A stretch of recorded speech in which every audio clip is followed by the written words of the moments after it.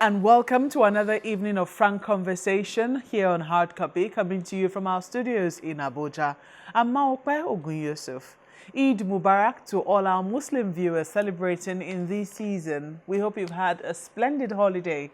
And what a time it usually is, not only to celebrate, but also to reflect on the tenets of the different faiths we profess and how rich a mix this ordinarily should provide our great country. Sadly, diversity has not always meant beauty in our land, and moments like this should cause us to interrogate why. A little over a week ago, the Catholic Bishop of Sokoto Diocese, Matthew Hassan Kuka, spoke in an address to the U.S. Congress Foreign Affairs Committee, addressing them on the Nigerian situation of religious freedoms. Although he did say that he was speaking for the Christian faith, particularly the Catholic faith to which he belongs, certain parts of the speech did speak for other denominations and other faiths. That speech has generated some reaction from no less than presidential quarters, where one of the spokesperson of the president has accused him of sowing seeds of discord and division. However, there's also been some support too for the speech coming from some Catholic bishops and the Christian Association of Nigeria. All of this, the speech and reactions, speak to a management of our religious diversity, how the managers are faring, and how the managed perceive the management. It also speaks to the issue of religious tolerance. These are the topics we throw up for discussion tonight, and our guest is Majid Dahiru, a columnist and a technical team member at the Luxterra Leadership Foundation. Majid Dahiru, welcome to Hard Copy. Thank you very much and good evening. And Eid Mubarak to you. Eid Mubarak to you too. Well, we are a very religious people, and at no time do we see this at religious festivities where we celebrate one another. We also tend to think about our faith, so to speak. But in recent times, issues of religion have become quite touchy. And I don't know if this has been in your own experience as well. Why do you think the space for tolerance has continued to shrink and that of misunderstanding seems to be expanding? It's because religion in Nigeria has been weaponized as a useful political tool for mobilization of people in order to attain political power or domination. And unfortunately, in the 61 years of our independence as a nation, religion has become a major tool of division. And Nigeria has become a competition ground between the two dominant religious groups in Nigeria, Christianity and Islam, with each group hardening its own grounds in the struggle for Nigeria's internal resources. This unresolved issue of religious intolerance, lack of accommodation, as would have been expected of a united nation state such as Nigeria. And this is at the core of some of the problems we are facing today in terms of insecurity, corruption, and economic dislocation. It's a very complex issue. I mean, and quite complicated as well. There are those who have said, oh, we need to divorce religion from the state. The state should not have any religion. Nigeria is a secular state. And every now and again, you keep hearing that particular statement. But in our own experience, I mean, some people will say it is still people of these different religions that will operate the secular state. Are you seeing any differentiation between the state and the many religions that Nigerians profess? Sadly, that is not the case with Nigeria. Nigeria, yes, is a secular state, is a constitutional democracy, but unfortunately we've seen an interloping of religion in state affairs, either directly or indirectly. In fact, we've seen introduction of religious laws in some states across the country. We've seen some political leaders, including governors, declare their states as a religious state, even without accompanying with any legislation or religious laws. But we've seen this, politicization of religion across board, and it's a cause for concern because it's a major drawback towards national integration, towards national unity, cohesion, and a purposeful agenda for Nigeria's prosperity and socioeconomic development. At the core of this problem is the subjective interpretation of faith by empire builders, both in ancient times and modern times, to actually advance their political and economic gains, worldly gains for that matter, using religion as a legitimate tool. You know, man by nature is obsessed by religion, is obsessed by faith, by the unknown. You know, the world is transient. We live in a transient world, and we tend to be more concerned about what happens to us in the afterlife. And so this has created a potency for religion, which provides that answer. And so sometimes we submit ourselves to the dictates of religion because of our salvation in the more everlasting life after the current life. There's a clear distinction, but unfortunately, the embellishment of empire builders in the matters of faith have become mainstreamed in religious affairs.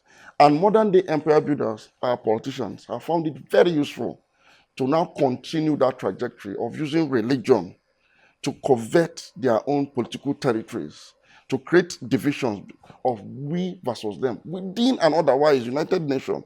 And so you have a national identity dissonance arising from religious differences that ought not to be there in the first place. And in the issue of separating religion and state, it becomes difficult because religion is a very powerful tool. Those that are operating a secular state bow to the dictates of religion. And there are those who say, well, it is the same constitution which allowed for this Sharia faith by including it also within the constitution. Um, Somehow we have deviated from what the ideals were. I mean, when the founders of Nigeria, the early fathers of the country, we have deviated somewhat from it.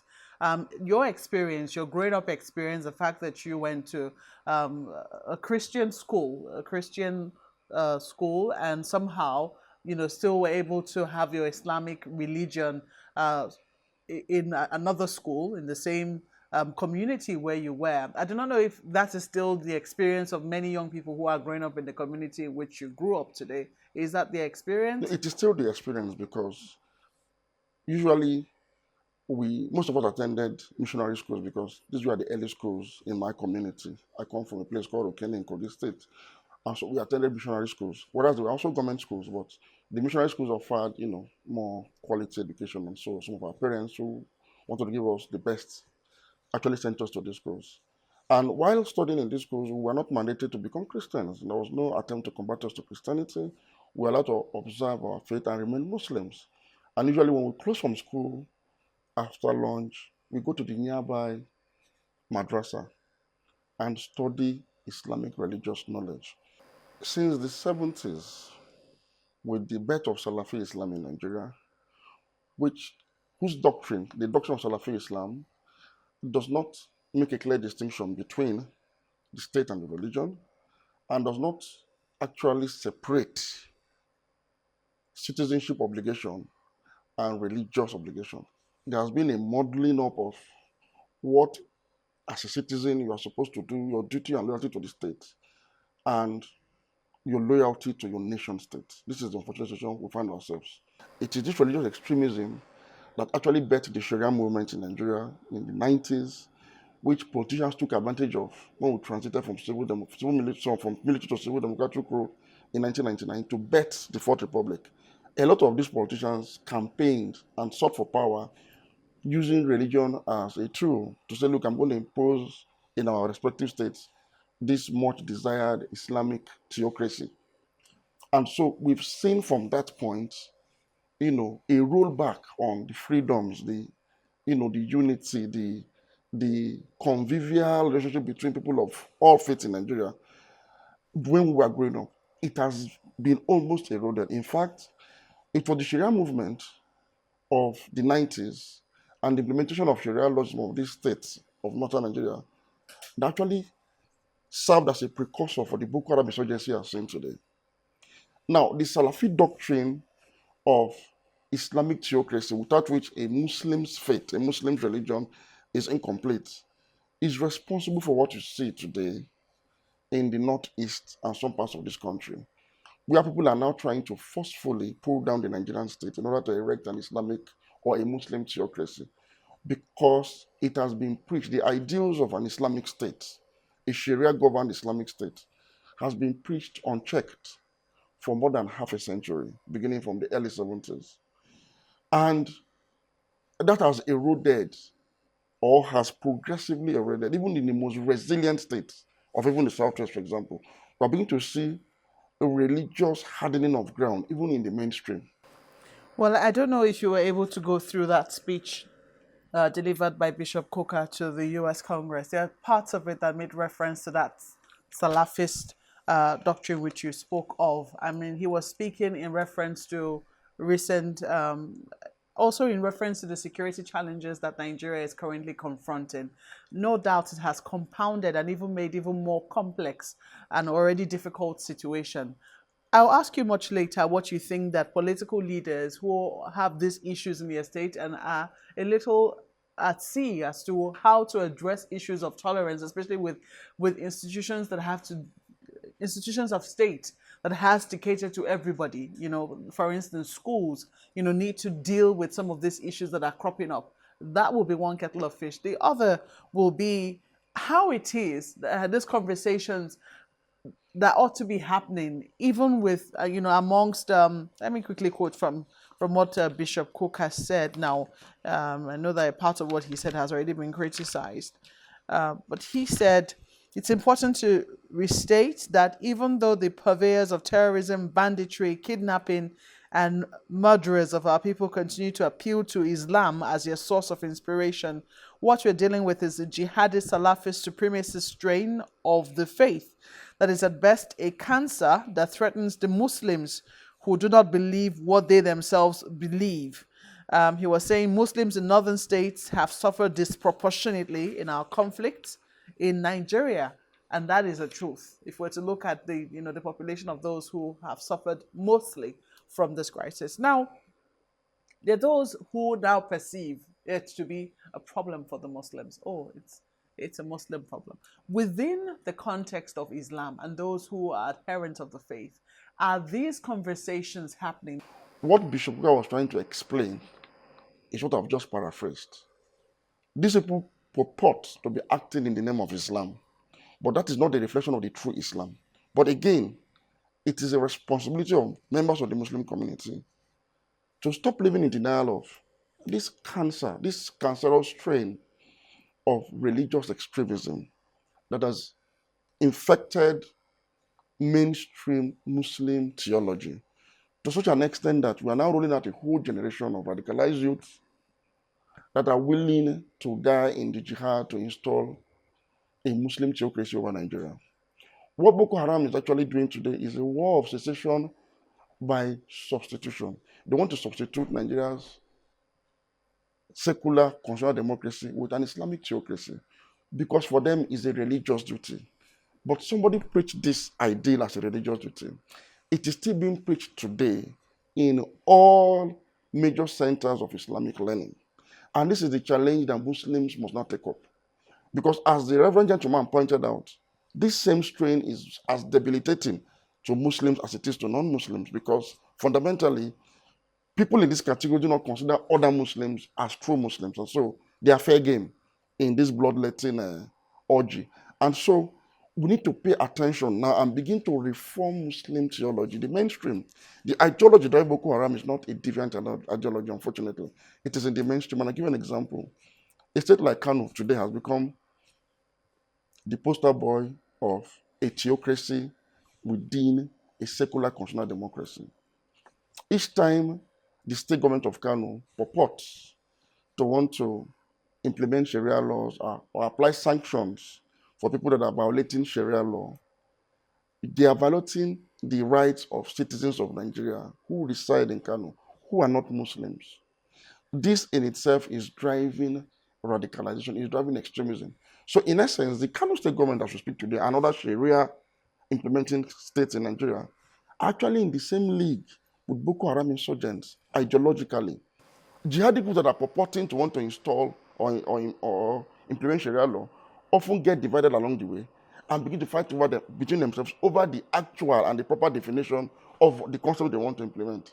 And so it's a broken egg that cannot actually be put back together once it starts.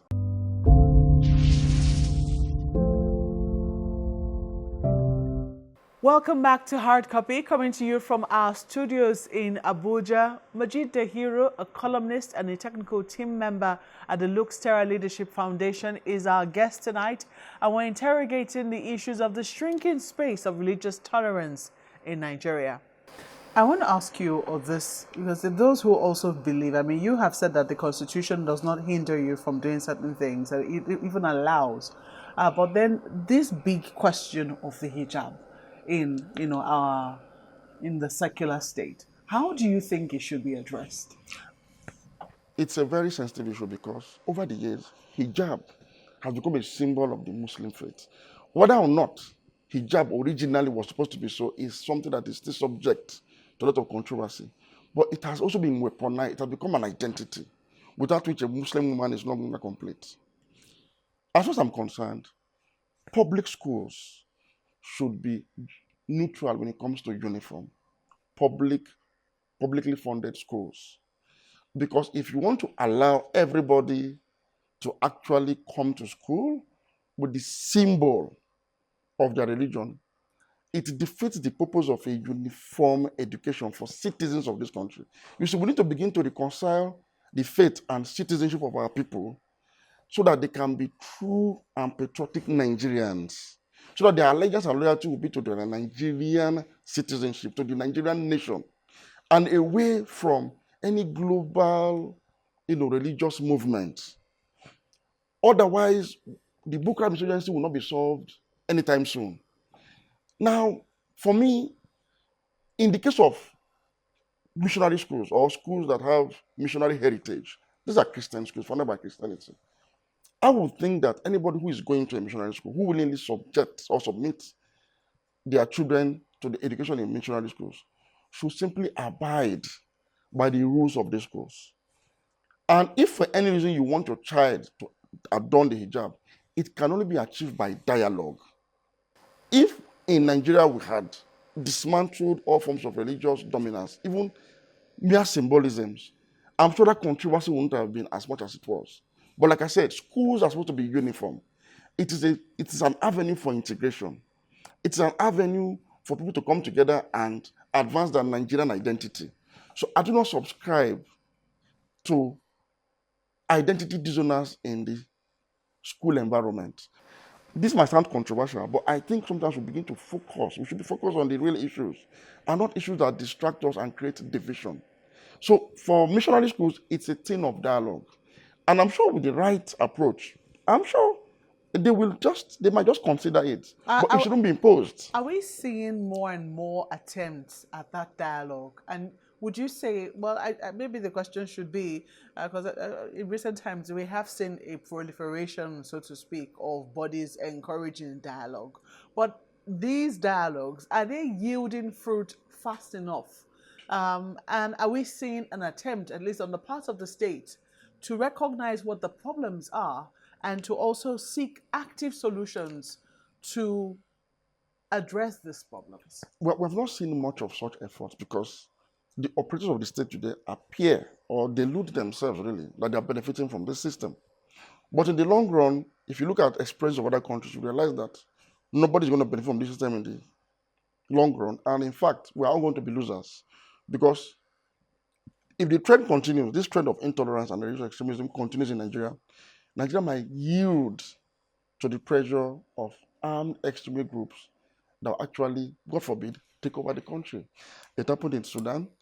It's about to happen in Afghanistan and some other countries. Today, Afghanistan is about to fall to the Taliban. And the reason is simple.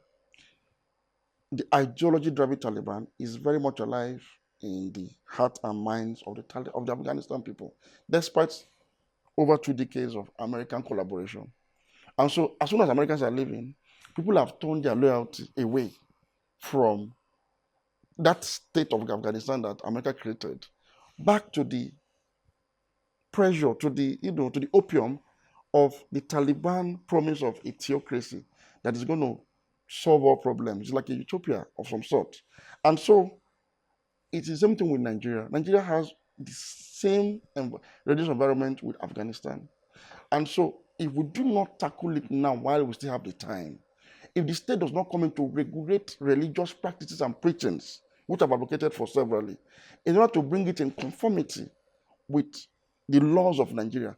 If the Nigerian state does not discourage, punish, and sanction purveyors of religious Islam or political Islam, or any form of religious encroachment upon the state affairs, if we do not actively discourage it, we're going to be losers at the end of the day. It would appear as though that the Muslim faith is, quote unquote, more complete when it comes to extremism than the Christian faith in Nigeria. It is simply because, whereas the Christian faith makes a clear distinction in all of its doctrines between the state and religion, unfortunately, mainstream Muslim theology, not the Islamic faith, Muslim theology in Nigeria, does not make that distinction between the state and religion. In fact, there is no difference. Religion is the state, and religion should dictate the pace at which the state operates. And unfortunately, while we may not have achieved, for those who are trying to purvey it, a full Islamic theocracy in Nigeria, people in power of authority that belong to this religion and have this same mindset appear to be in the moment, momentarily implementing religious dominance through marginalization of people of other faiths, through nepotism, through sectionalism, through the elevation of people of their own faith over and above others. I'm sure that the presidency will disagree with you on that. I'm sure you saw the response of Mr. Garba Shehu, presidential spokesperson, to that speech delivered by Bishop Kuka. I don't know, what did you make of it? Each time the presidency reacts to Bishop Kuka, they actually end up proving him very right. Their rejection of whatever he has said on him and his message, attack the messenger, and of course, shred up the message, tells you that maybe he actually struck a chord each time he makes such statements. There's something in their consciousness that tells them that this person is unnerving us. And I'm saying Nigeria is better off a united country where there is fairness, where there is equity, where there is no marginalization, where there is no elevation of one section or religion over and above the other. Nigeria is better that way. In fact, an ideal Islamic state is one that is just and fair. Is one that allows everybody equal access to opportunities, that allows everybody equal access to patronage, that allows people of various faiths to cohabit peacefully without one dominating the other. That is the ideal Islamic state. So if you ask me, the ideal Islamic state is one that is secular, that is democratic, that is multicultural, that is plural, where equity, fairness, and justice reign. And so, rather than take Bishop Kuka's homilies and sermons as antagonistic, we should rather take a cue, a message, the inner message of what he's saying, and begin to evolve a more egalitarian society where everybody have a sense of belonging. And each time they attack him, they fail to note that he speaks for a constituency. The largest Christian denomination in Nigeria is the Catholic Church. And each time he speaks, they come out to say, look, we are behind him. He's speaking for us. So each time you attack Machikuka in the same manner you have attacked him, you are attacking the Catholic denomination in Nigeria. You are rejecting the concern of one of the largest religious denominations in Nigeria. That in itself actually goes a long way to prove the bishop right that, okay, we are marginalized. Rather than take the message and leave out the messenger. In any case, the messenger has been consistent about such messages all his life. 2 days or so after Bishop Kuka made his latest statement, killer herdsmen operating out of Zamfara shot down an Alpha jet of the Nigerian Air Force. And in his homily, he actually made the point that the government does not seem to be doing enough to rein in the murderous activities of killer herdsmen. And this has thrown up the question of religion and ethnicity. If you look at the figures from the presidency, from the inner caucus of the presidency, to the heads of the judiciary, to the heads of the legislature, and to the head of the executive, yes, Christians can be right to say there's a disproportionate number of Muslims as against Christians. Whether this is unintentional or deliberate or whatever, when such concerns are raised, two things should happen. You should address the concerns by saying, well, it is not intentional, and you take deliberate steps to balance it. It is important rather than shouting down voices of dissent. Dahiru, thank you for coming on Hard Copy tonight. Thank you very much for having me. Well, that's our program tonight, but not before I leave you with the words of Pope Francis, quoted copiously in Bishop Cooker's speech. He said, "Let us dream, then, as a single human family, as fellow travelers sharing the same flesh, as children of the same earth, which is our common home, each of us bringing the richness of his or her beliefs and convictions, each of us with his or her own voice, brothers and sisters all." Now, if this is at the back of our dealings in matters pertaining to religion and faith, maybe we'll make even more progress. Thank you for watching tonight. I'm Mal Yusuf. Good night.